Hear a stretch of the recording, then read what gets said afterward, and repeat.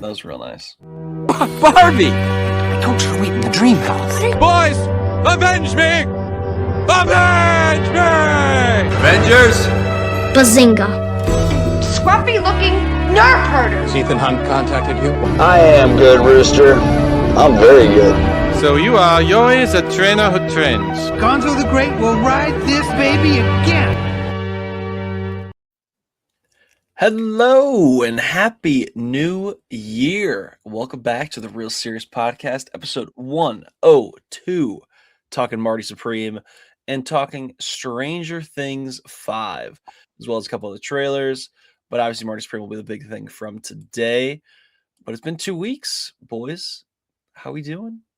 Wonderful New Year. Happy holidays. Happy New Year. I was telling Jack Hunter, I haven't been on or talked to you guys since the Secret Santa. That's true. Yeah. Yes. Mm-hmm.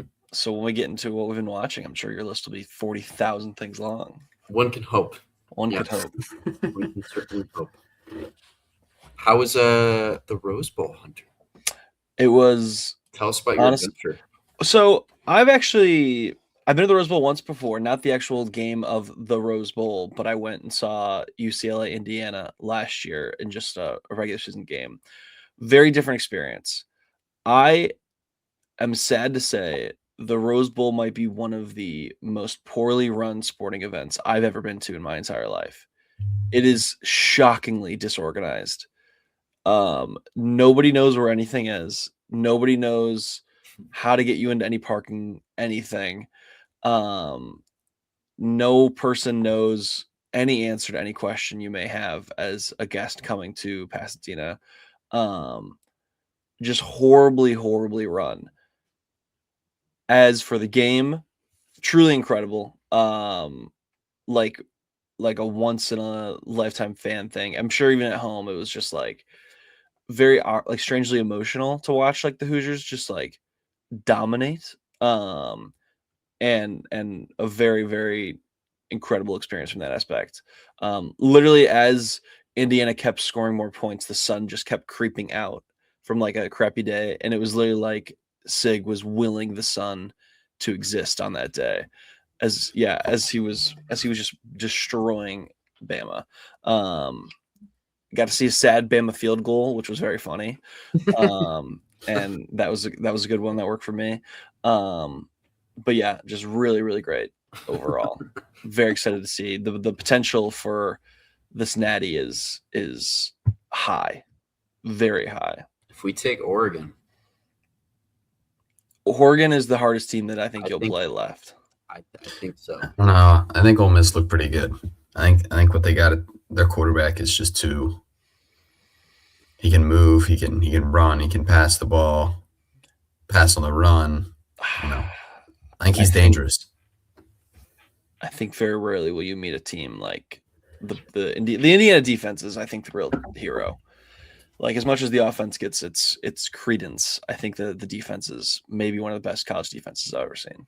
We just don't. They smother people. Smother people. We like don't. I've been seeing a ton of posts, and everyone's just saying like, these aren't the biggest guys. These aren't the most athletic guys, but they are so like perfect in their execution and know exactly what they need to do in every play because they've studied and because they've worked really hard to like one, mesh together well, and two, like know this offense that they're going against like the back of their hand. Like there's just no like margin of error. Correct. They just look like the most well-oiled machine you've ever seen. Yeah. It's honestly like shockingly impressive to see.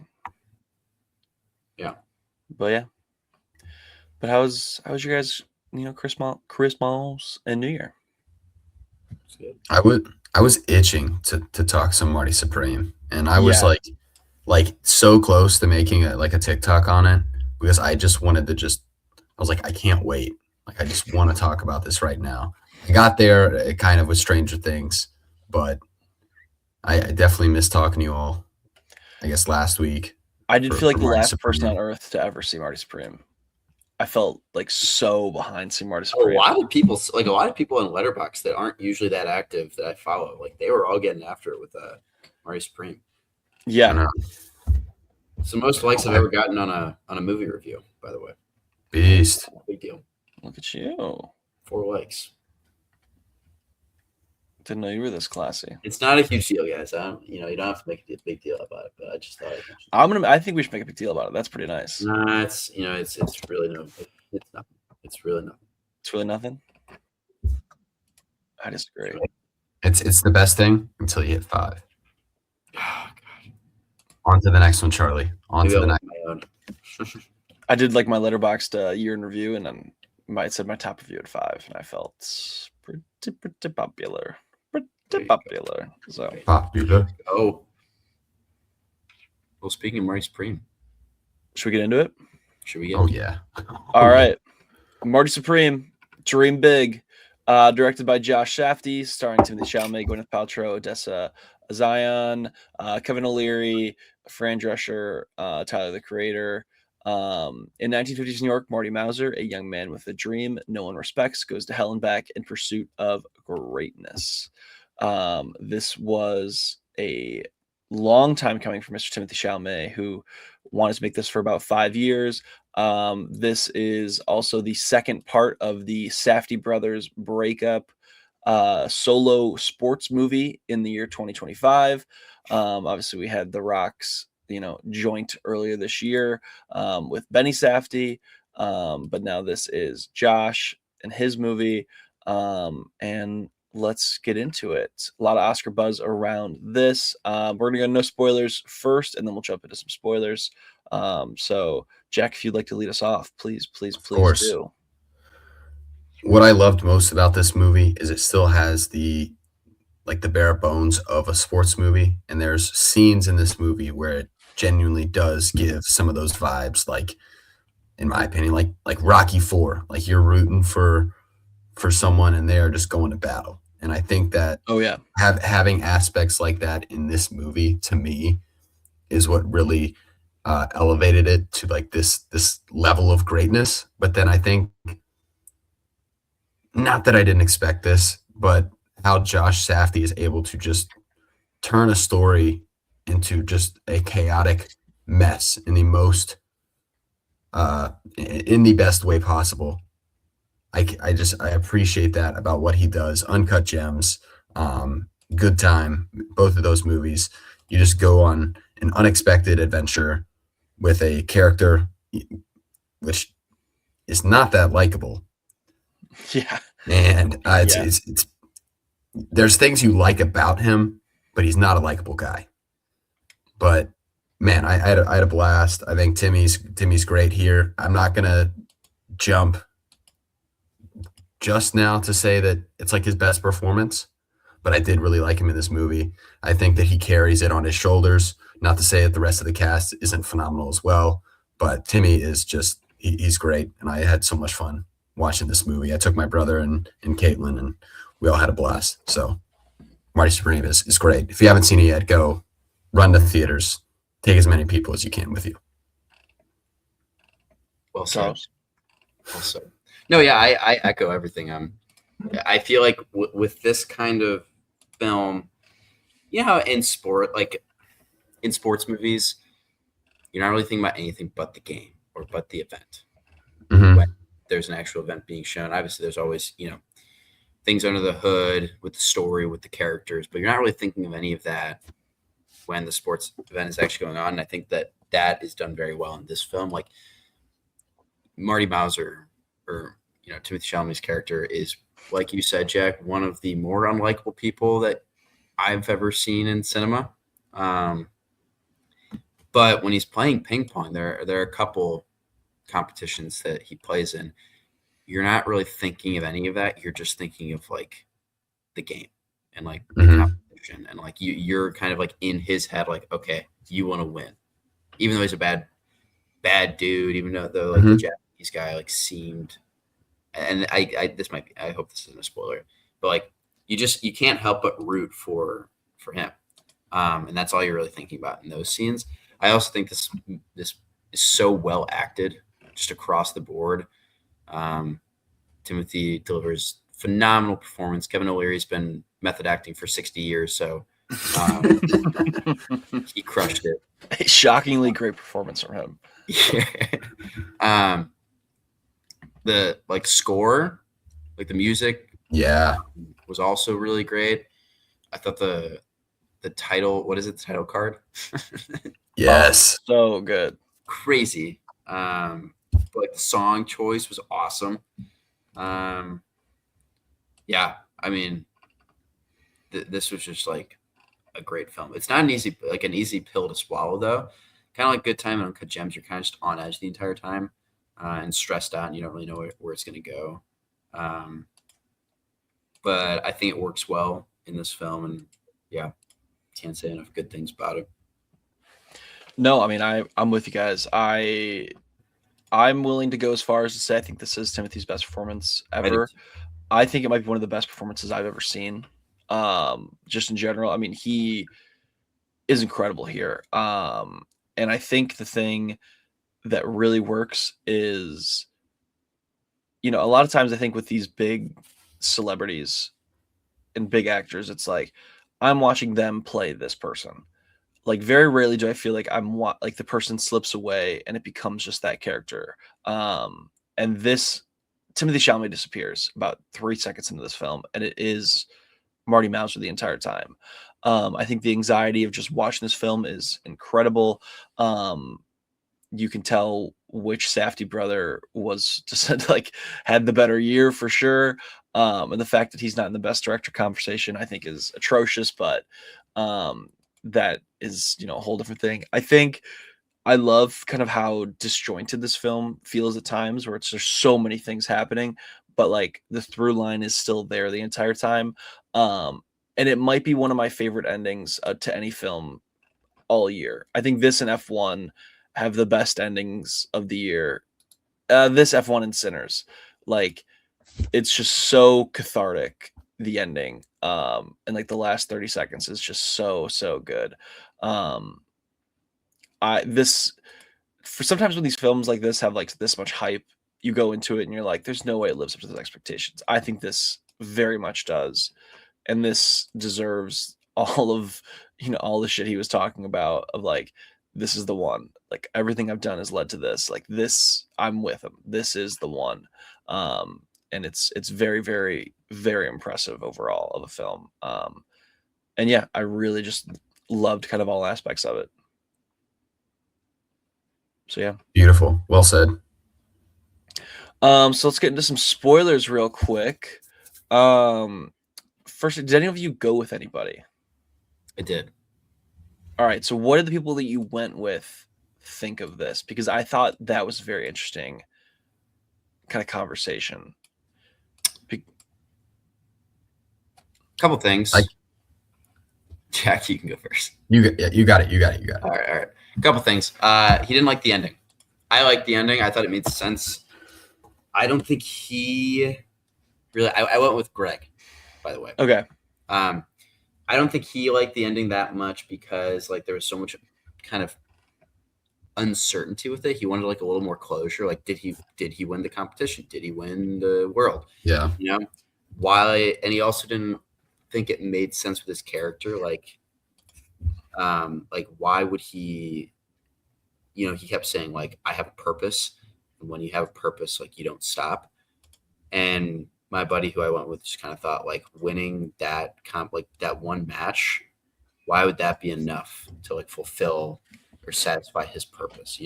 I thought it was good. I thought, like you said, Hunter was kind of cathartic. But he proved to himself, to everyone, that he is the best. And yes, enough for him. That's kind of the way I like the ending. Mm-hmm. That's what I took away. But I kind of understand where people are coming from. He's completely fine with not winning the whole thing, or a formal competition. But that was one thing. Another thing, there are some scenes that frankly kind of take me out of it as well. But my buddy was just yeah, those were just whack. For instance, the title card, just out of nowhere. Have you seen Uncut Gems? It's so good. Have you seen Uncut Gems? Okay, the title card, not the title card, but there's a scene in Uncut Gems that is very similar to this. It is just like they put you in a place that you're like, where am I? And then they show you where you are, and you're like, that's weird. So I think if you watch Uncut Gems, and if you were to like put yourself in like the mental space, like you've already seen that. I was like, okay, this is like totally up his alley. Like, but I get it. I think this maybe some people like. I know you'd seen Good Time, but I know some people this is like their first like Safdie movie, just because it's gotten so much marketing. But man, that's sorry, I didn't mean to interrupt you there, but that's No, how you're it was insane. That was just one thing that was like definitely took some people out, including me, a little bit. The honey scene. Oh, that was great. It's just weird. It was weird, but I and then the bathtub scene. Those are kind of the three scenes where it's like, wow, did not see any of this coming. But I think that's also a good thing because like you have no idea where the story's going, and that I think makes the story much better. Yeah, I mean, I think all of those worked for me because I think I was just kind of on this ride with him. And I think the chaos works to this film's advantage of just being like, in the pursuit of this dream, anything can happen. Because I mean, I would even say like the bathtub scene and then the scene with him playing ping pong against the walrus like are equally as ridiculous. But I think that they both work because they both tell you something about Marty. The person that I went with, so I went with Avery, and she's more of like, she like more likes comedies and like, you know, fun movies. And so like this was definitely not, I would say, up her alley. And she also really liked this. I think Timothy's performance is so good and so captivating that like you can get a lot of buy-in from an audience just because it's like you're with him so much that like you don't. I think if this movie like took you away from him for long periods of time and it was the same story, I think that you would get lost as an audience. I think you'd lose a lot more like maybe casual audience members, but because you're with him so much, like you can latch on to him and he kind of pulls you through this story, and that works really, really well. And I think a lot of these characters honestly are really just like impressively done. I think honestly maybe the weakest character here is Gwyneth Paltrow's character. But I do think that everyone, I think she's probably the weakest performance. But I do think everyone is so well cast in this film. Like, it's honestly insane. Like, Odessa as Rachel, I think, is an incredible casting, and I think she kills it here. Tyler, the Creator, as his buddy Wally is, like, so good. Like, even Kevin O'Leary, like we kind of said, like, Kevin O'Leary, honestly, one of the better performances of the year from anybody. He's so just perfect here. But then even just everyone, like, all these little characters, like that guy who was the dog owner. Like he was just such like a scumbag in like a perfect way. His buddy who like had never acted before and is kind of like that barstool kind of guy. Yep. Like he's so good here as well. The shoe salesman friend of his who, you know, lets him steal it just because he can and then, you know, calls the police on him. Like all of it just is so well, you know, brought to life that like this world feels so real. And that is a testament to the casting and everyone's performance like in this film. Yeah. I don't know. I don't necessarily see like Gwyneth Paltrow. I don't know. I just feel like this movie was so well acted, in my opinion, that I have a really hard time saying that there is a like worst character or like worst performance, because I really feel like I got like a little snippet or like something out of like each of the characters, you know? Yeah. But the scene where they're like first second getting together and he like looks past her into the mirror at himself, just so pleased with himself, is so just like cherry on top of who this character is. It's so well done. And maybe it's because all of her scenes are with Timothy where like he's just chewing up every little bit of scenery that it hurts her in comparison. But like I think that he in those scenes especially are so good. Yeah. I saw this with my brother and Caitlin. Caitlin is not a big fan of movies that make her anxious. So this was not that she didn't like this, because I think she really liked the story. But I think if I were to ask her, hey, would you want to watch this movie again? I think she'd be like, no, I'm good. But I don't think that's from a technical standpoint. She's saying this is a bad movie. She's just saying, hey, I think it's kind of like Charlie in like horror movies. Like, hey, like this is very much just like not for me. Regardless of if this is some technical masterpiece or not, it's just not what I would choose to spend my time with. So she enjoyed it. She wouldn't revisit it. But my younger brother, he loved it. I think he had a really good time. I think he enjoyed this movie. And he doesn't go to the movies all that often, but I'll drag him with me every once in a while. He's fallen asleep during a couple movies, unfortunately, but he was awake for the entirety of this one. So he left it and he's like, man, that was good. I liked it. And I feel like he's not very vocal about what he likes unless he really does like something. So that was really fun with him. But kind of back to, he also thought that the honey scene was interesting. But personally, I thought that was like such an awesome placement into the movie because you have the comparison of this character that is so selfless, that is like, hey, even when he could have taken it all for himself, he chose to put it all over him for the betterment of the people that were in the camp. And I think that's like a perfect reflection of someone that clearly is not Marty Supreme. Marty Supreme is, hey, if I can take it all, I'm going to take it all. If I can take all of the honey, I'm going to eat all of the honey.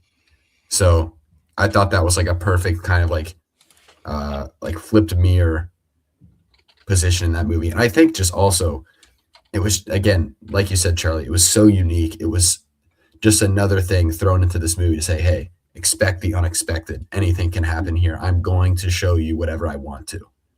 So yeah, I really liked it. No, I'm with you. I think it worked honestly on all levels. Like it was just a fascinatingly well made on like any level that you could want a film to be well made. This did it.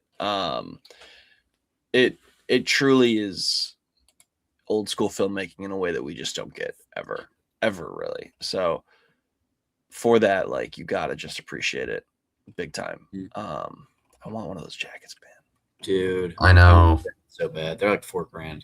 On New Year's Are Eve, you gonna try? in the background, we had on NBC they had a ping pong, like actual ping pong championship on, and a guy in the background had a Marty Supreme jacket on. And I was like, I don't need that. It's the way I got to start the new year.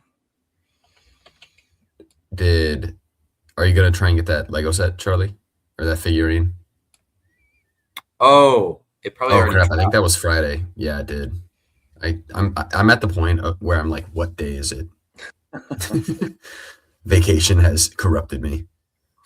I don't know about you all, but as soon as I saw this movie, kind of go back to the score, what you're talking about, Charlie, but this is one of those movies where I watched it and I'm like, all right, I want to watch this or listen to the score like immediately after I get out of this movie. Dude, the score is phenomenal. And it was so frustrating because I left the theater and it was Christmas Eve, so the score hadn't dropped yet. So I was just like angry for like 12 hours. I'm like, why? Like, I just want to listen to this. So I just listened to like, Forever Young and Everyone Wants to Rule the World. So that was a nice little fix. Both of the needle drops. 6 times on the way home. Having it the start and at the end. Did you guys like the ending? I did. I also really liked the ending. I think liked the ending. Oh no, continue. No, I think the catharsis of like this man who is maybe arguably like the most selfish human being to ever exist, like the moment that he has something greater than him, like this child that's come into it, and he finally kind of achieves that one goal and there's no one there with him to celebrate it. I think he realizes like this is what I should not have been doing this whole time. And I mean, he gets to the hospital and like for the first time throughout the entire thing, he like admits he's the father and is like, yeah, where's she at? And his just breaking down, looking at his child, I think is like so perfect because I mean, he finally found something other than himself to live for. And I think that is just so well done. And I think it speaks a lot too to like how you change when you become a parent, and like So what your well priorities acted. change. Dude, him sobbing there, and that's the kind of the way it leaves us is, I think, so well done. It's just And incredible. I like how he says that he loves her. He goes by her, he gives her, he kisses her on the head, and he says that he loves her. Because like throughout the movie, there was like that point where, she says that she loves him, and he's just kind of like, all right, move on. Yeah. And then several times throughout the movie, she's like, he's the father, and he never opens up. He never admits to it. And I thought that's what kind of made this ending so powerful to me. But I'm still like, look, we've gotten 2 hours in like 10 minutes of runtime where he is just incredibly selfish. And I think off of that look, it gives me a little bit of hope that he will be there for this kid. And he realizes, hey, there is something that's bigger than me. That is this child. Yeah. But then there's a I small think he piece will of be. me that says, hey, I wouldn't be surprised if he didn't fully dive into that. Like he's Yeah. still, I for a get moment in time, he is this person that decides, hey, this kid is my purpose. But then maybe that moment moves on and he continues to chase his dream. I don't know. I think it goes back to that quote that was like all over the trailers and was basically like he's telling Odessa's character, is it Rachel? Her name's Rachel. Yeah. He's telling Rachel like I can't be here with you. Like I have a purpose, and what that means is I have to see a very specific thing through. And if you think that's like a gift, it's not. I think like the question the audience has to ask themselves is like, did he see it through? Was that match in Japan when he won? Was that seeing his was that him seeing his thing through, like accomplishing his purpose? Because if so, I think it's safe to assume or kind of guess that he'll be there for that kid and he'll change kind of who he is. Yeah. Because his he saw something through, and now he has the mental space and the time and all that to, be there for the people and like things that he needs to be there for.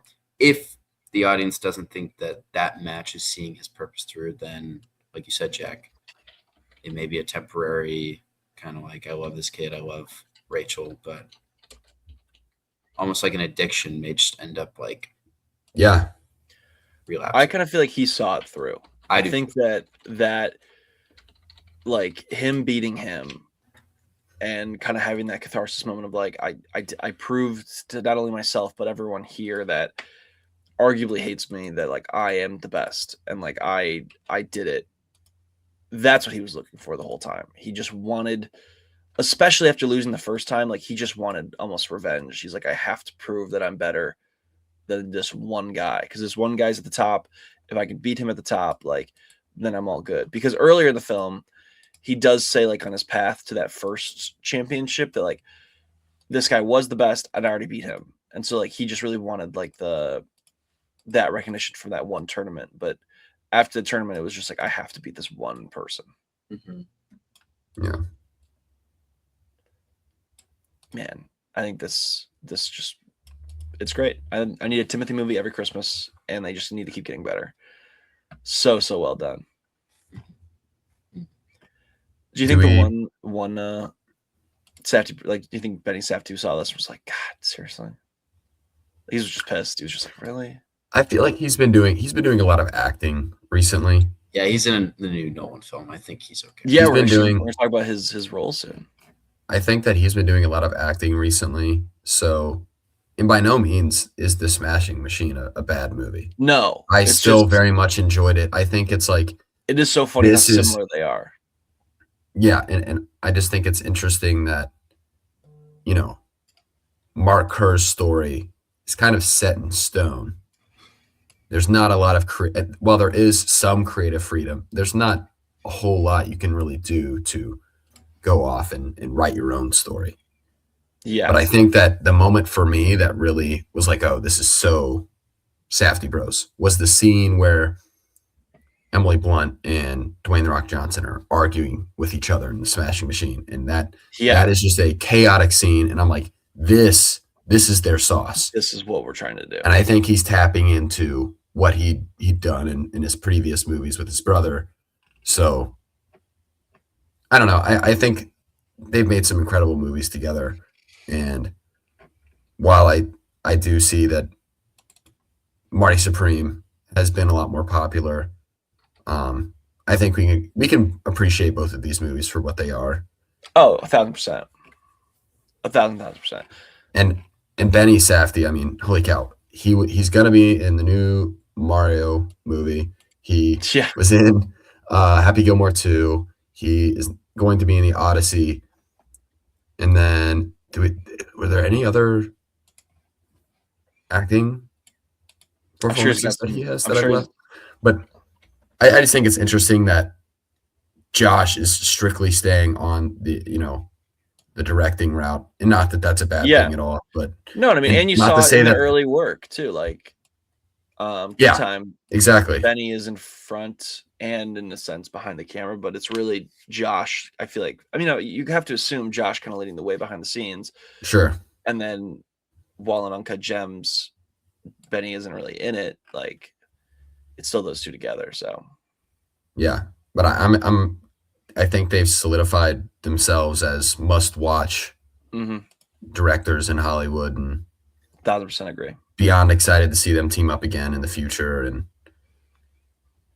it's just hopefully only up from here, which I don't even know how that's possible, considering what they've already given us. But Marty Supreme Christmas Day. Marty Supreme New Year's Day. Marty Supreme New Year's Day. What did you guys give this film out of 100 before we move on to Stranger Things? I gave it a 96, which I think is, and then also where do you have it on your year?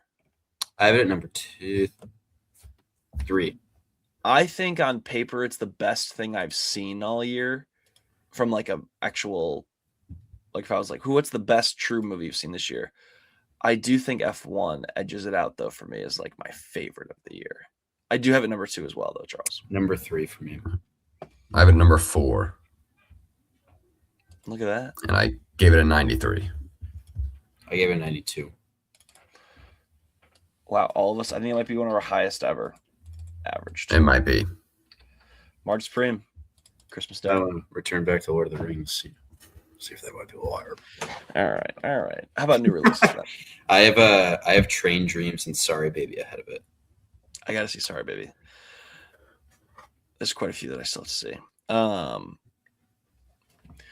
All right, let's move on to Stranger Things 5. So really 4 episodes for us to kind of touch base on when it comes to this finale. Obviously, we talked about the first one.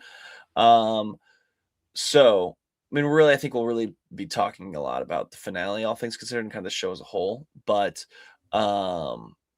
Hawkins is scarred by the opening of the rifts, and our heroes are united by one single goal: find and kill Vecna, but he's vanished. His whereabouts are not unknown. Completing the mission, the government has placed the town under military quarantine and intensified its hunt for 11, forcing her back into hiding. As the anniversary of Will's disappearance approaches, so does a heavy, familiar dread. The final battle is looming, and with it, darkness more powerful and more deadly than anything they've ever faced before. To end this nightmare, they need everyone, the full party, standing together one last time. What did we think of the Stranger Things 5 finale? The Demogorgons were on vacation. They said, "Hey, Vecna, you've got it. You got it, all right? You got it.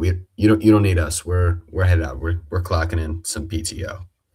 They saw that Nancy was heading their way, and they were like, "We're good. We're good. We're gonna tap out." Trembling.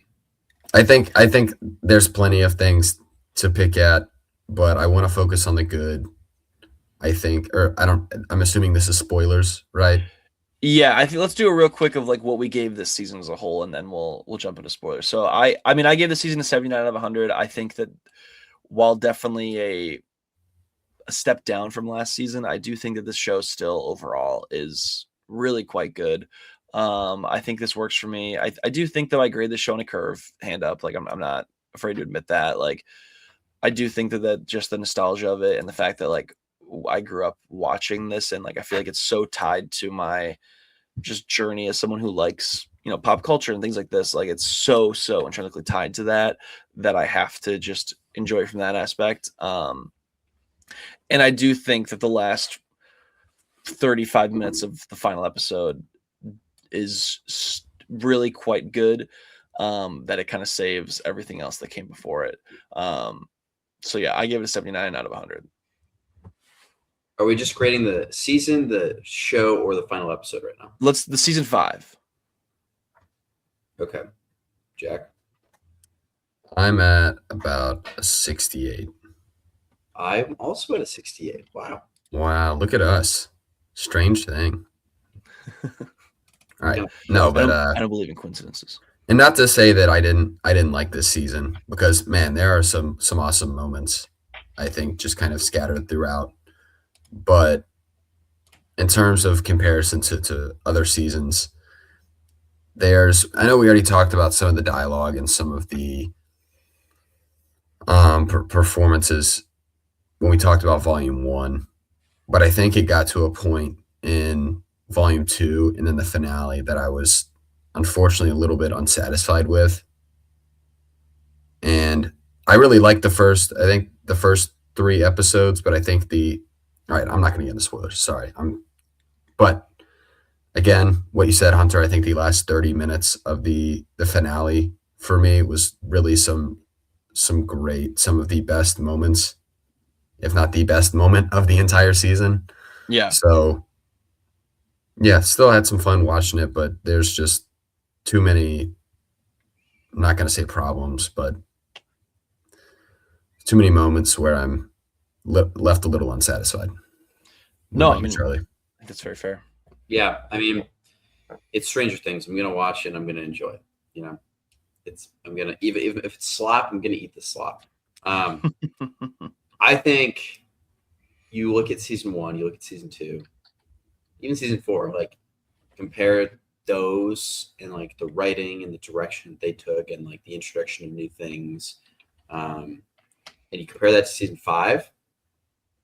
I just don't think season 5 holds up to some of like the really great moments and great seasons from earlier. It kind of feels like they were trying to land the plane, and it's almost like they went too sharp down, and then it was just kind of rocky. Like they landed it; it's on the ground, but I think the people in the cabin were like, "God, that could have been a little smoother."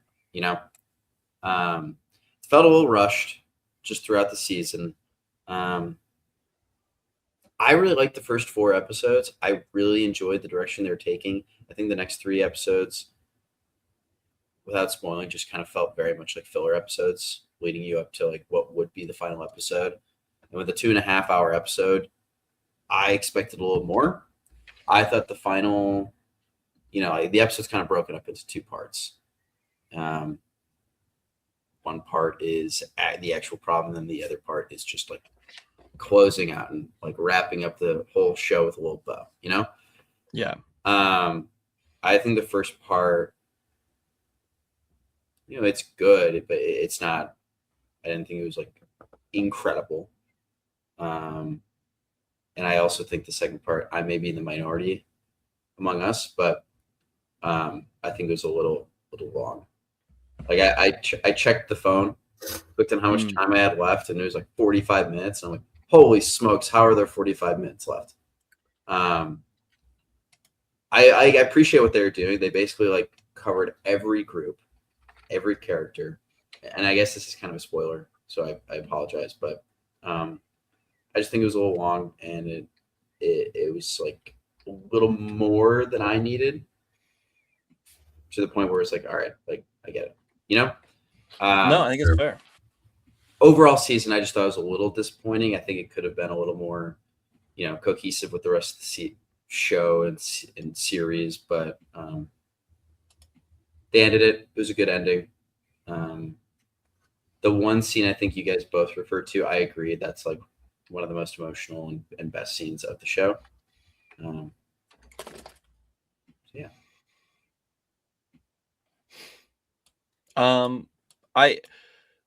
I think for me, this is a very hard show to end, because I do think everyone's very emotionally tied to these characters. I mean, it's been a journey of like 10 years. I always was of the opinion that this was far more of the Goonies than anything else, and I did not expect going into it. Really, after the first set of episodes ended, I was like, no one's dying, and I think that I already made peace with that in my mind, that like the stakes are not there for anyone to die. So I was like, we're good. And I think that for me works well. I do agree. I think the final battle is quite weak. Avery and I watched it and we're like, it's kind of weird that how this just was so quick. But I do think from like visual aspects, I think it kind of works. Like I think it looks good to watch. I do think it could have been fleshed out a little bit better. The epilogue I think does work for me, and I think it's fan servicey. And I think if it was a series that I was less invested in and a series that I cared less about, I'd be like, this is a lot. It's like we're really just checking a lot of boxes here. But I do think for a show like this that clearly loves these characters, and I think for a fan base that also clearly loves these characters, I do think it works in kind of that nostalgic way. And I do think that a lot of times we do have shows where we don't put a lot of bows in the end of things, and this was like very much like everyone got a little bow on the end of their storyline. Maybe to a fault, but I do think that it works for me at least. I think that cheesiness and that wholesome factor, I think, is a part of this show from the very beginning. So I did not mind that at all. Yeah, and I think I'm really in the minority. And maybe honestly, maybe the show doesn't mean quite as much to me as it does to you, Hunter, or you, Jack. Because I thought it was a lot, but I totally understand the other side, where it is like very much closure, very much like sending every character off and setting the show off in the most impactful and appropriate way possible. We ready for spoilers? I think so. You want to start us off with some spoiler action? Sure. Yeah, let's hop into it. I mean, I guess the no Demogorgons, which just feels odd to me, because I feel like the Demogorgons were an essential part of this TV show since season 1. I feel like they have been the monsters always lurking, and to say that Vecna was sneak attacked and he never could have thought of it, to me, I can't believe that. I can't. It makes me think that the villain here is so incredibly weak, and Vecna's show of force at the end of volume 1 was awesome. It was phenomenal. It was he literally just destroyed several members of the military, and the Demogorgons were prepared to feast. And I think in this final battle, he's quite weak. And I don't think there's ever a moment where you feel like he has the upper hand. And I feel like in a battle, that's an important piece to it. And even in, not to bring up Marty Supreme, but there's moments in the ping pong match where you're like, man, is he really going to pull through with this? Is he going to do it? And obviously they have a moment where Vecna reaches out and he's about to basically attack 11, and then you find out that Will has taken control. To me, I don't think that moment was as strong as maybe they intended it to be. No. I felt like it almost felt like a different character from the guy who showed up at the end of the first volume and just wiped the floor with everybody. Like the fact that in like the same season, like that was like the first time we saw him versus this was the last time, I felt was almost reversed in his power level, which I don't think was a great choice. And if you want to say, hey, let's get everyone out safe, that's fine. But I don't think in the season finale, and not even to say that this was an uncertain moment for people, but one of the most uncertain moments in the finale was when Steve almost fell off the ledge of the tower. Yeah. And for that to be one of the big reveals in the finale, I find that pretty weak. Because while I'm watching Steve and while he is falling off this tower, I'm like, there's no way they take out one of the most beloved characters in this show by falling off a tower. That would be one of the worst deaths in television history. Yeah. It would be such a waste of his heroic ability to step in and be selfless in this massive arc that I feel like all of us have come to love. And for me, it felt cheesy when it cut to black because I'm like, all right, he's not dead. Like, there's no way they kill him off this way. And to me, I was just, after that happened, and then they went to Ant-Man and the Wasp: Quantumania. I don't know. That's what it kind of, tickled my brain. And I'm just like, Yeah. Kang is like, remember me? That's what I kind of got from. But again, I think the ending here, the epilogue is so powerful for me that it still put a smile on my face. Landslide starts playing, tears are flowing. It's sad. These are characters that are so beloved, and it was pretty tough to see him go, even if they all didn't die. Yeah. I agree. And I don't even think that you needed to kill them off at all. Yeah. Like, I'm fine with it. I think that you just needed to have a little bit more fear that maybe you would. Yeah. Or two, you could have killed one of the side ones. Yes. I get if you don't want to kill anyone in the main party, but Murray could have gone. Yes. It wouldn't have been the worst thing in the world, something like that. But I'm with you, though, Jack. I think the epilogue really has a lot of heavy lifting for kind of saving this, and I do think it's very emotionally charged, especially for someone. If you timed this show well, which I think is all three of us, for how old you were when season 1 came out to now, you've kind of aged with everybody perfectly. We're the same age, I'm pretty sure, exactly as almost everyone in this main cast. And so I think that it does hit emotionally really quite strong, even though it's they're graduating high school. It's they're not. And you all know that watching this. Yeah. My least favorite part of this season, and Hunter knows this because I've kind of been a hater, was 11. Yeah. I thought the acting, granted, okay, hand up. I know she's supposed to play a character that hasn't had a lot of social interaction, all that, But my God, I thought the acting was just bad. I didn't enjoy it at all when she was on the screen. I think they almost regressed her character a little bit because when they did the flashback season 3, she's with Max a lot. She's I don't know, talks more normally and everything. Yeah. And I feel even when they were in California last season, she's relatively, I feel she almost regressed back to her old self a little bit. But I don't know. I think that it just still is fine for me. It took me out big time. I wish it didn't. I really do. Because I thought every other performance.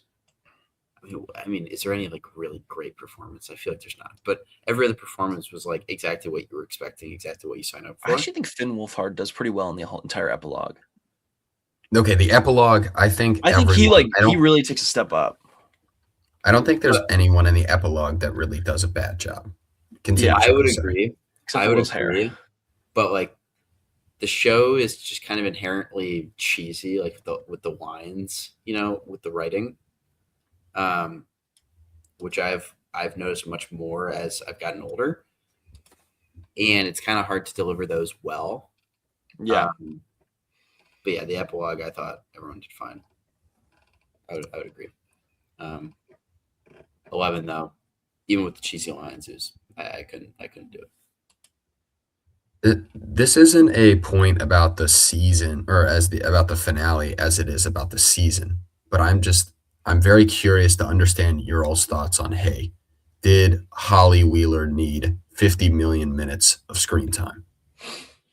No. Personally, I don't think she need I think this final season should have been strictly focused on the core group of kids and their journey on defeating Vecna. And I think that just introducing, and we already knew Holly Wheeler, but I feel like making her a big character in the end, and giving her so much screen time took away from what we could have had with that core group.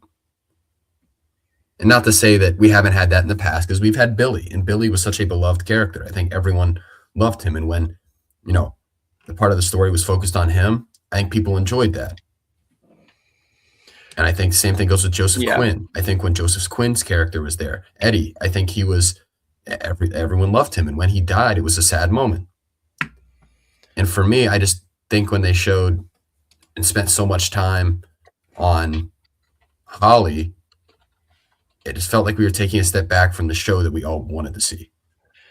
Yeah, I'm with you. And I think the thing that hurts the biggest with that is she's not with more than one of them at once. Like if it was, Holly and Max and Will and Mike, like together, that's one thing. But like Holly by herself with the other kids, or like Holly and Max together, I think is a shame. Because I do think the one thing it took away from was 11 with everybody else. Like the 11 and Mike relationship, I always felt was at like the core of this show. And this season, it really felt like it was on the back burner until the last hour and change of this episode. Like we're kind of in spoilers already, but like the love that Mike shows for Elle at the end, I think it almost felt like out of left field. But you're like, they've been dating for more than multiple seasons now. But like even last season had a focus on their relationship, where this one, it just kind of felt like they were there together. And then, she just sacrificed herself, and it's like, yeah, no, they did love each other in the end. And he's like, well, I don't know. I think that could have been really well spent time of those two together, and they just never really worked together the entire season. And I feel like for Dustin and Steve, like I understand that Dustin is grieving, and that is a big part of what happened last season and how big of an influence Eddie had. And we've talked about that on prior episodes, but how you talked about, Dustin can be himself. He doesn't have to change, to like himself, kind of like how Steve was like, hey, like we can like fix you up, as where Eddie's like, hey, bro, like you are perfect as you are. I wish that Dustin and Steve would have, maybe closed up a couple of those wounds earlier in the season. Because holy cow, we had like 2 episodes left, and they were like, all right, we should probably make up. I'm like, I don't think anyone wants to see them beefing for the final season, or for the majority of the final season, when they are so good when they work together. Yeah, honestly, I feel like it kind of worked well though. Like their final like conversation, I think actually worked well. Of like him and finally admitting why he was that way about him, and like was kind of pushing him away and pushed a lot of people away, is because like he was afraid to have it happen again. No, I totally get it. And I think it should happen sooner. And the way they close it up, the way they close it up was very well done. I love but man, if we could have gotten that interaction with those two together, I would just wish we could have gotten more of that throughout the season, as opposed to, all right, let's wound it up real quick. And not to say that the conversation was bad, but I thought about that in the first volume as well. Like that's part of you see all the like TikTok clips of Stranger Things. It's just Dustin and Steve, because they're awesome together. Their on-screen chemistry is crazy good. And yeah, I was thinking the first volume, like, why this doesn't feel like the group. This doesn't feel like the show we've been watching. Yeah.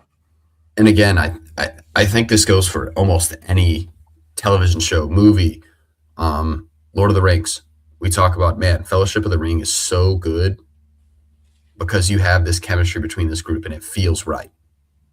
And there's just something contagious about how this group interacts with one another.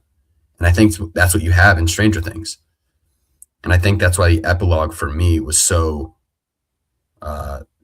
strong, because it did feel like they were all together. Like they were sitting in a room and they were present with one another, as to where I feel like episodes prior to and even before the epilogue, they're all together, but it doesn't feel like they're together.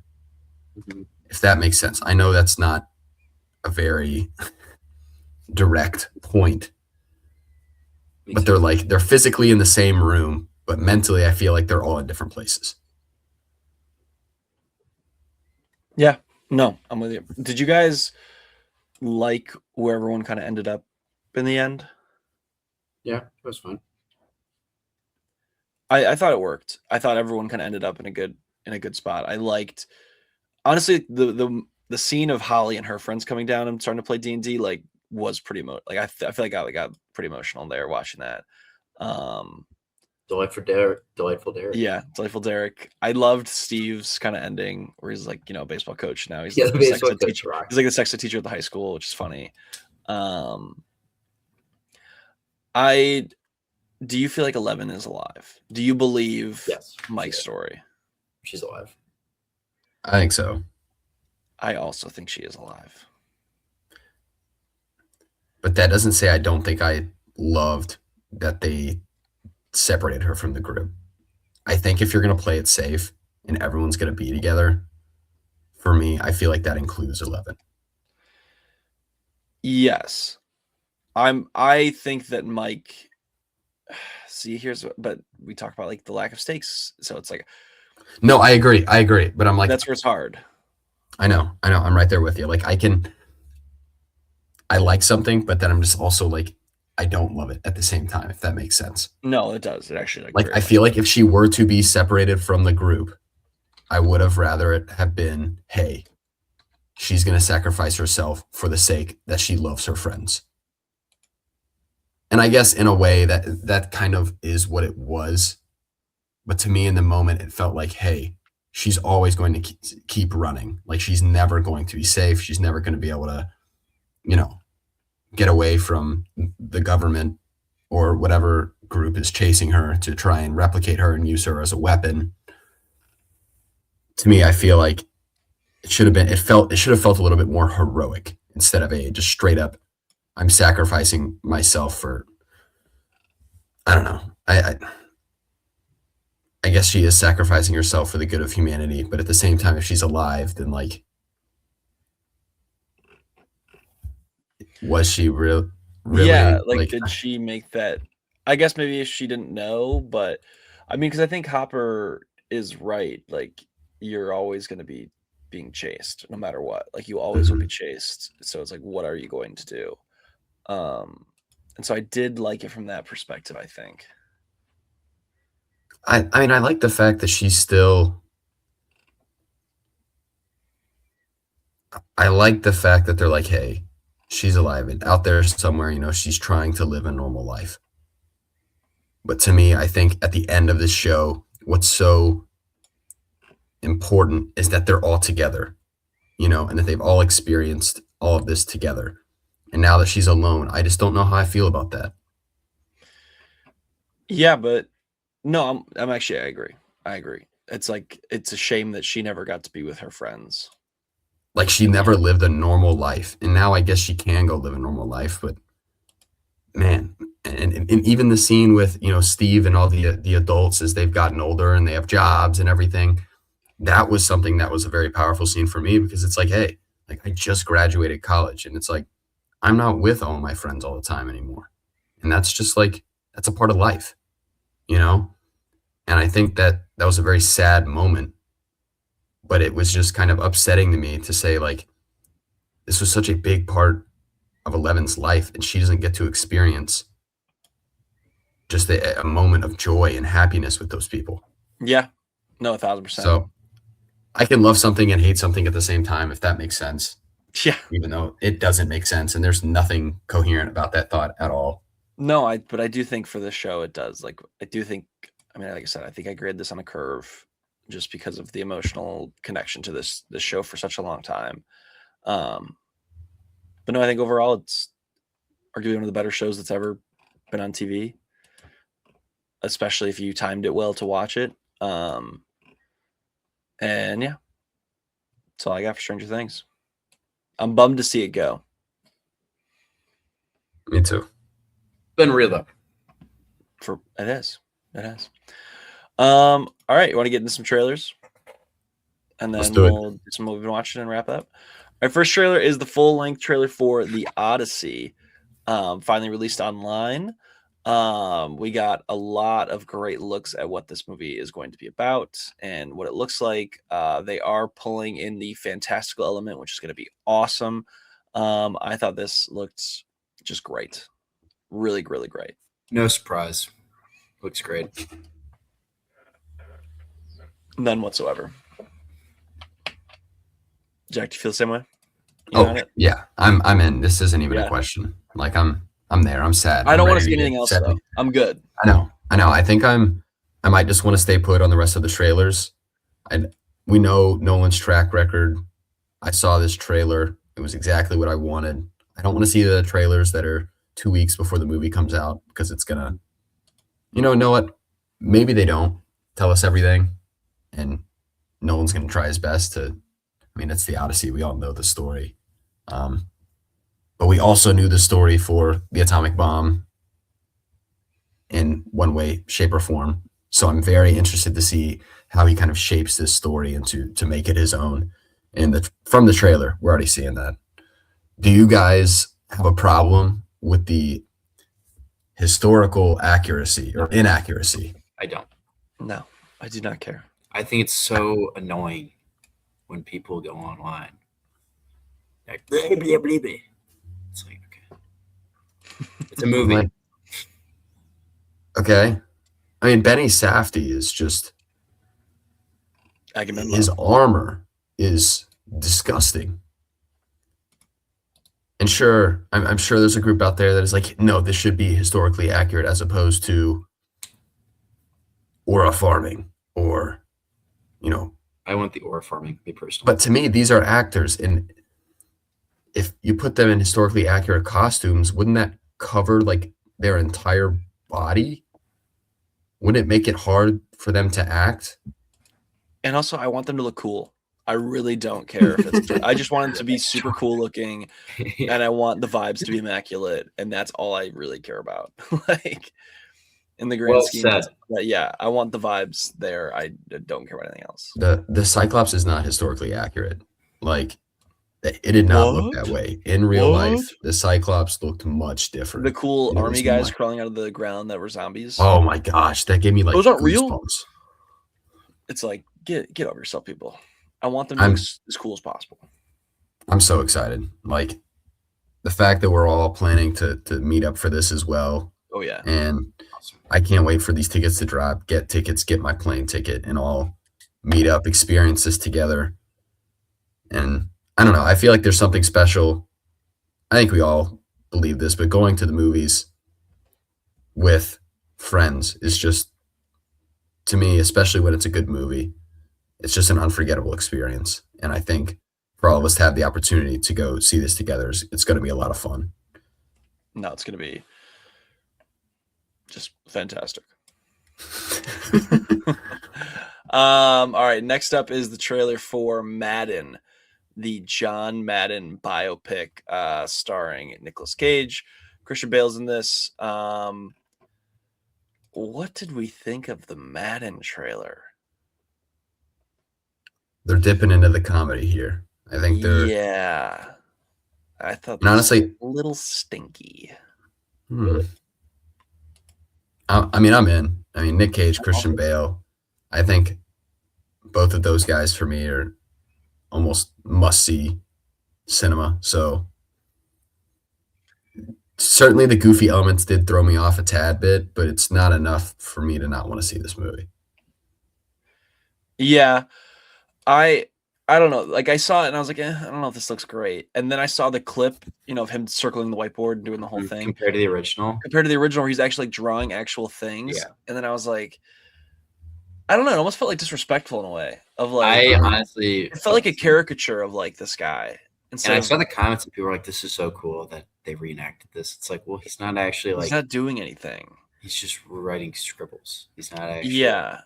I also kind of thought it's like, okay, put in the effort to like learn what Madden was actually drawing up. Don't just draw scribbles. Yeah, and I think maybe it's the Bale of it all. Like if it was, and I think also David O. Russell, I'm pretty sure has been canceled many a time, but like he does lend some credence from like dramas and like well-made movies like that.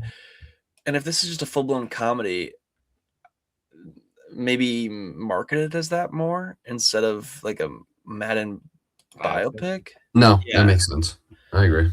I don't know. I mean, I got to see more of this. This teaser was not enough for me. I got to see a little more of this before I make my full judgment. But I'm a little out on it right now. I also think it's a Prime movie. Like I don't think it's coming to theaters. It is a Prime movie. Yeah, I think originally it was supposed to come to theaters, which means it could be a stinker.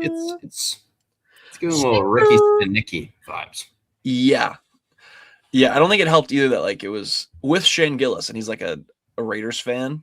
Yeah, I was like, oh. All right, last 3 trailers. Wonder Man coming out in January. The new Marvel show. Starting to tease some X-Men a little bit. With no supers allowed to act in these things. I think is very interesting. I'm kind of in on this show. I really like Yahya Abdul-Mateen. I think he's very due for like a big breakout thing, and I hope it maybe is this because I really think he's very talented. So I'm excited for this. I wish this moved the needle, but Marvel just doesn't do it for me anymore. That's a shame. I know. I'm with you, Hunter. I'm with you. Yeah. This looks good. I mean, this looks serviceable. Oh, I will admit, it does look serviceable. It's hard for me to be excited for these things. Sure. It just feels different though. It's not just. It doesn't feel like it's going to be focused on powers. It's like, all right, maybe I might actually get to know who this character is and his intentions. And I also like that they brought back Trevor. So yeah, I really like Trevor. I rated that check. I like this guy. But we got 2 Marvel things. So the next one is the Thor teaser trailer. There is another teaser trailer out right now in theaters, but we'll save talking about it just until the official one drops because it'll be a little more fun to talk about, but it's very X-Men coded. This one, though, for me, moves the needle far more than the last one. I'm of that. The fact that Thor is out in the woods like, Dad, I'm really scared right now, dude. This guy is so scary. Like, I think actually, I think works. Like, it works to me. Like the dude Thor being like, "Oh my god, dude." I didn't see that. Hold on, let me find it. Yeah, like, bro, I need your help. I gotta get home. Father, grant me the strength one last time. Yeah, I think works for me. I also think that the color grading here looks good. It's like on location. Like, they might be actually making a real looking movie. Like, I don't know. Just when I thought it was out, they put me back in. So. This was the number 1 teaser for me so far. The X-Men, though, I gotta see. Whenever they come out with these trailers, even Captain America, it's like, all right, at the end of Endgame, if you were to ask me, hey, do you want to see what Captain America did during that period of time? I'd be like, yeah, I'm in. If they were like, all right, hey, what do you think Thor is up to after Thor: Love and Thunder? Do you want another Thor adventure? I'd be like, yeah, sure. Give me that. Mm-hmm. And now, obviously, the other trailer we'll talk about next week, but these are all things that I would have wanted. And honestly, I still want to see. But after Endgame or after Thor: Love and Thunder, I'm like, please, let's give Thor a redemption here, because that movie was unfortunately among the bottom 25% of Marvel movies that I've ever seen. Yeah. And the hype for that movie was unreal. So I think the Russo brothers, they know what they're cooking. Thor and the Russo brothers are a match made in heaven until they make him fat again. Yeah, no, they don't want to give him the long hair, though, either. But I think they know what they're doing here. I mean, they gave him the Infinity War look, so I'm still excited for this. It was in the top 5 most anticipated for this year. So, oh my gosh. Our episode says January 5th, 2025. Oh my goodness. Maybe it is. Maybe we're going back in time. Did you consider that? Dude, I'm really scared right now. Classic. Really scared. That's just how it goes. Yeah. That's how it is for the first couple months. You're like, what I know. Sorry, I had to call that out just because I'm like, but they got us. They got us. They got us. I watched the trailer. I'm a little more in, guys. Right? Him being like, dude, I'm so scared right now, dude. Dad, please help. Dude, this is not cool, not cool. It's like it's pretty good. All right, and the last trailer was the full trailer for the Muppet Show returning. We got Sabrina Carpenter. We got to look at the set being there. Seth Rogen makes a quick cameo. What did you guys think of this as the less Muppet heads? Peak? I'm amped. I'm in. I mean, I've been in. I think even from the 5-second snippet they showed a couple weeks ago, I'm in. I think this looks very good. I feel like very there's biased, but no. I know. I think this is also a movie where when I see how much you love and how much you appreciate these movies, I think that wears off, and I think for me that creates an appreciation for these types of movies. yeah, Therefore, making me want to see it more. So, I'm excited for you to have this experience of your Muppets coming back, thanks, man. and this feels like a good time. So, I'm in. Yeah, I think it looks really good. I like that they're joking about like we're back. Hopefully, if people actually watch this, like that, I thought was very good. I'm still the guy who's been Kermit's voice for like the last literally 10 years. I'm still getting used to because he just doesn't sound like Kermit in my mind, and I think a lot of people too like feel the same way. I do feel bad for that guy because like every time they post anything, it's just like, who's this voice? It's like he's been there since like late 2016. But no, I think this works. I think Sabrina Carpenter is an awesome choice for this. And I do think Seth Rogen adds a big stamp of approval for me. So excited to see it. It's very soon, February, so we'll talk about it actually really quite soon. But yeah. Charles, anything on your end? Thoughts on it? No, I agree. Cool. I have Muppets thoughts, but we'll talk about it when I talk about movies I watch.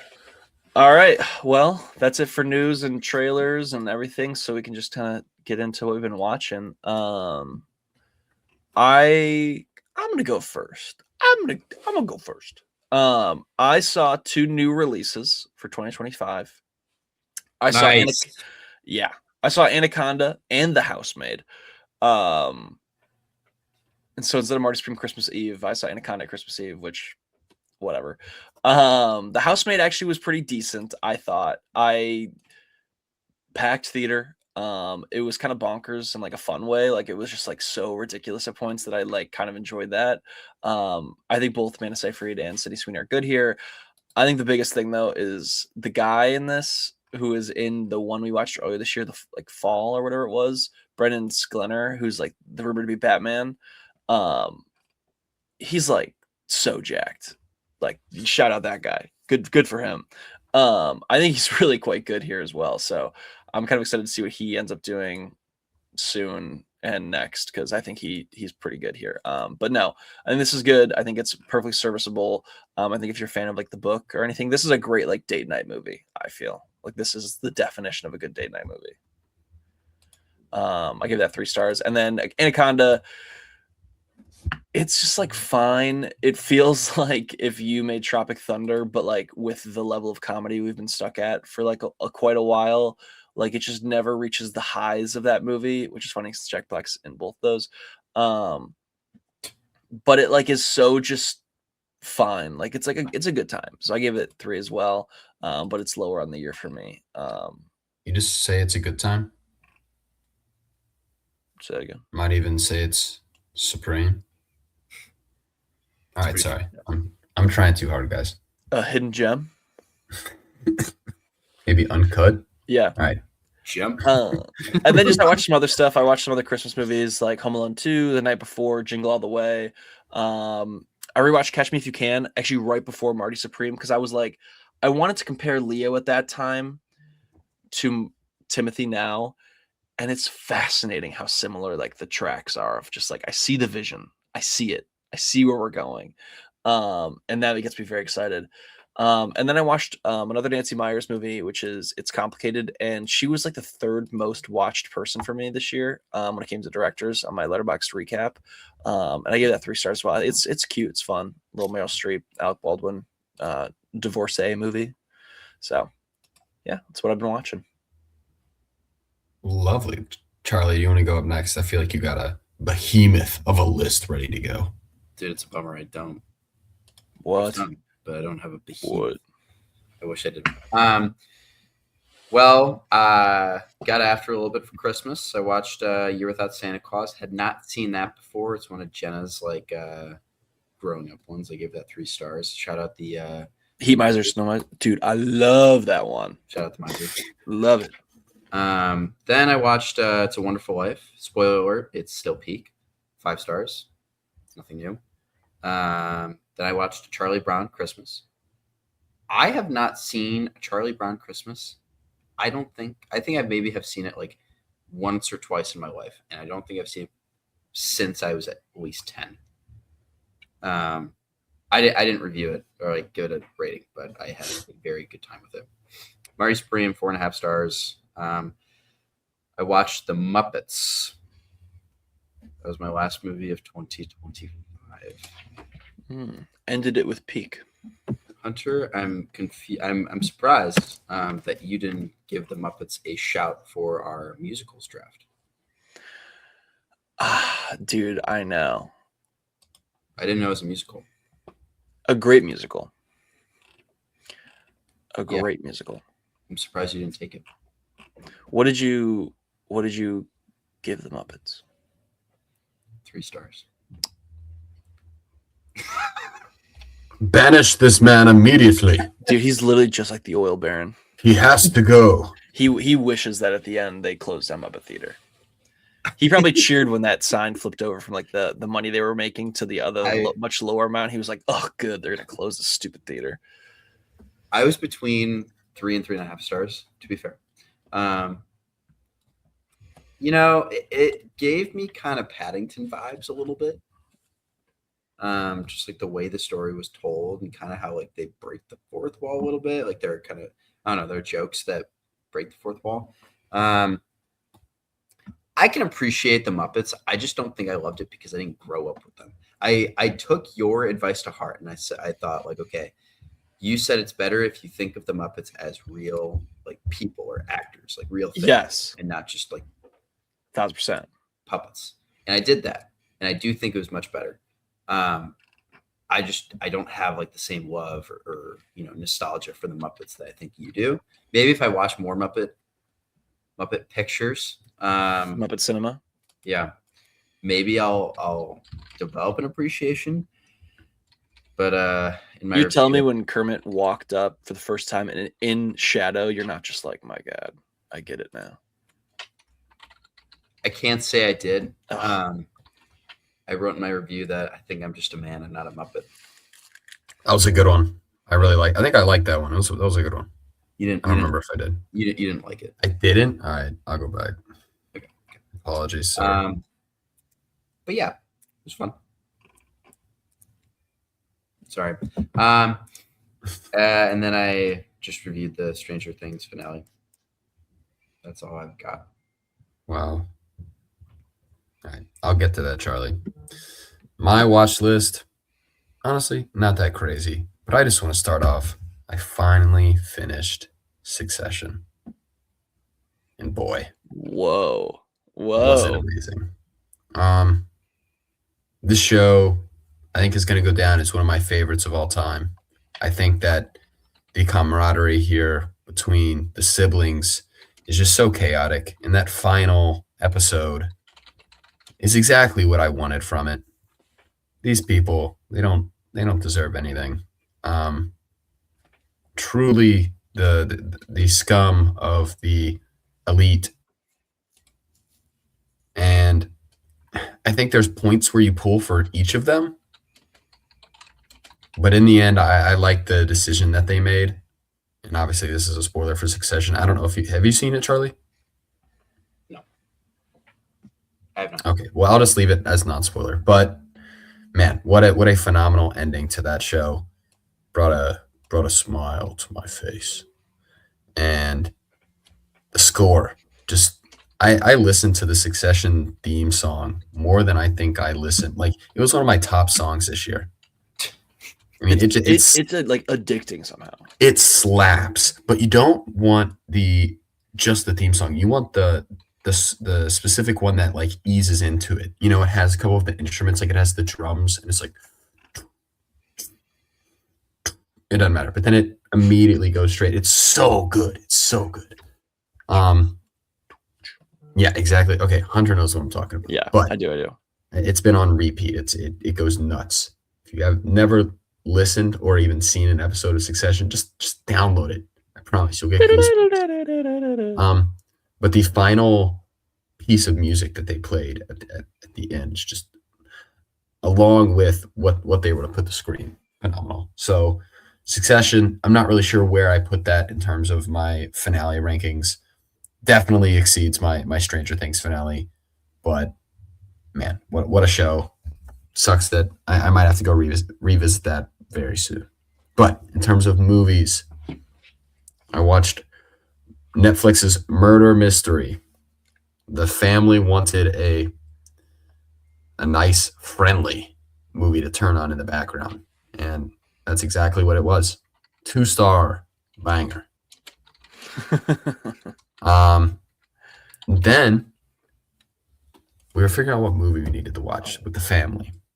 And normally, as my family does, it's kind of hard for us to pick movies. I don't know what it's like for both of you guys when you're with your family and you're trying to choose a movie, but musicals really aren't on the top of my family's list.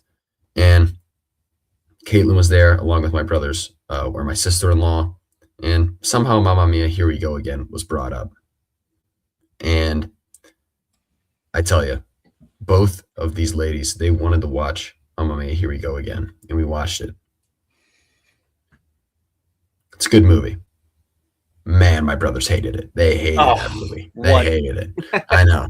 They could not stand it. They said it was one of the worst movies they had ever seen in their entire life. So watching it with them, it was an unfortunate experience. But I think I slightly lowered my rating from a 4 to 3.5. Still really like it. But man, my rating is just a roller coaster for that movie.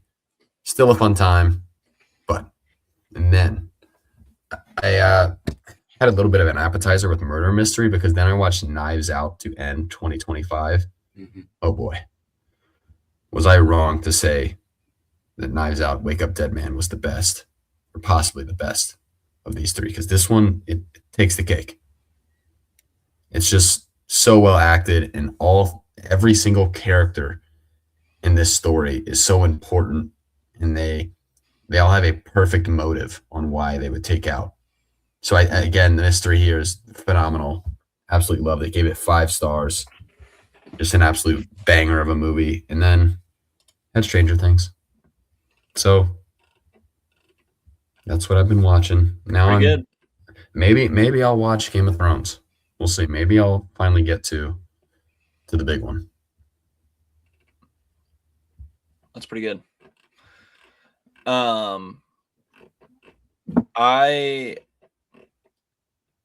So we sent our year-end film to each other from Letterboxd. It's probably the last thing we'll do for the episode, but like, we sent our year-end film. Were you guys surprised by anything on yours?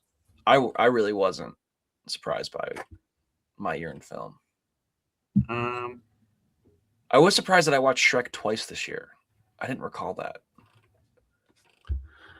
Wait. But I was pleased with myself that the 73% of what I watched this year was first-time watches. So I was pretty pleased with that aspect of myself. I really would like to get that to be consistently about 75 every year, just so that I'm watching new stuff. That's where I'm about at as well. Oh, I haven't looked at this yet. Man, I watched 17 Tom Cruise movies this year. Wow. Dude, that's crazy. J.K. Simmons is second place for me with 9. That's not like, what a difference. Where do you see that percent? If you go into, so once you load up that main thing, if you scroll down, it should say like Charlie's in-depth stats for 2025. If you click on that, 81%. Nice. was new. Nice. That's really good. Yeah. I had to tie for my director. I had Spielberg at 5 and then Lana Wachowski at 5 as well, but it gave me Spielberg on the graphic for me, which I wonder why it chose Spielberg. But it was because of Speed Racer and then the Matrix rewatch we did. Or I guess first time watch we did. Honestly, I was surprised because I feel like normally the rewatches I do are like movies that I love. And not to say that it was that way this year, but everything I rewatched this year were new releases. Watched Superman twice, Happy Gilmore 2 twice, Weapons twice, Naked Gun twice. Yeah, Shrek Fearless was the only twice. thing that I watched twice that wasn't a 2025 release. That's interesting as well. Wow, I wonder. I don't know. I feel like in past years, normally I'll rewatch some movies that I love several times over the course of a year. I had a 14 watch week, and I was like, oh my god, what did I do that week? And then I clicked on it, and it was the week that I went to that Oscars short film thing, and I was like, oh, okay, well that's not almost fair, but that was a big week for me. My unemployment month went nuts. When you look at the you can just see where I was unemployed. Holy, my god, just a different animal. Yeah. I don't know, guys. For this year, for the diary milestones, should we actually try and like lock in and actually make our diary good movies? It's like, so funny because I was thinking about that. So for watching 73% of new movies this year, only one of my diary milestones was a new movie that I have never seen. All the other 4 were rewatches, and I was like, "What? How is that possible?" I feel like we should make an effort in 2026 to. I feel like the milestones should be big movies or like blind spots you have in movies you've watched. Yeah, that's what I tried to do this year because I had Snatch at 50th, and then I had Jurassic World Rebirth. I wish we could make shared lists. I know. Because if we could make shared lists, that would be so nice because we could like add things to it. That would be great. Man, it'd be ideal. Good thing is I'm right on top of our most serious or real serious. Yeah. I'm ready to go. Whenever I see a 5-star, I'm like, oh man, do we all have this? I'm ready to go. Yeah. So. All right. Last thing before we wrap up here. Next week, we have a couple options. Number one, next week's option, we could do I think we should do our draft of top movies of 2025. And we have an option of what we could see next week. We could either see Primate. We could do. Jack and I were talking No Other Choice. I was thinking No Other Choice as well. I was also kind of the opinion. I was like, is this thing on? Oh, that'd be good. Yeah. Because I don't know if I can find No Other Choice by me. Jack and I can maybe review No Other Choice if you want to do Is This Thing On? Yeah. It seems like for me, the closest I can get is like over an hour away, which would be illegal. And if I was the dictator of the world, every theater would show everything at least once. So yeah, I guess I can go do Is This Thing On? And then we could have both. And then, so then we'll have, also I'm so pissed because I was supposed to be in a Delta flight out there. My Delta flight got canceled, but it, Sentimental Value is a Delta exclusive right now. Like you can watch it on Delta flights. And I was like pumped because I was like, oh, I get to watch it finally. And then my Delta flight got canceled and I had to take United instead. So couldn't do that, but whatever. But yeah. All right. So we'll do that next week. We'll do our top 10 of 2025. And then we have a couple more drafts as well that we'll do going into the first little bit of the year, but we don't really do like a January dip like we did last year, boys. I know we kind of talked about this, but besides next episode, we're kind of right back in it, which is great. Sweet. So yeah, love it. And hopefully we'll talk some more Avengers next week and Thor being so scared, and everything. And then Wonder Man is soon. So a lot of good stuff coming up soon. Anything else? Nope. All right. Can't wait. Hey, it's been a whole year, but I missed you guys. Peace.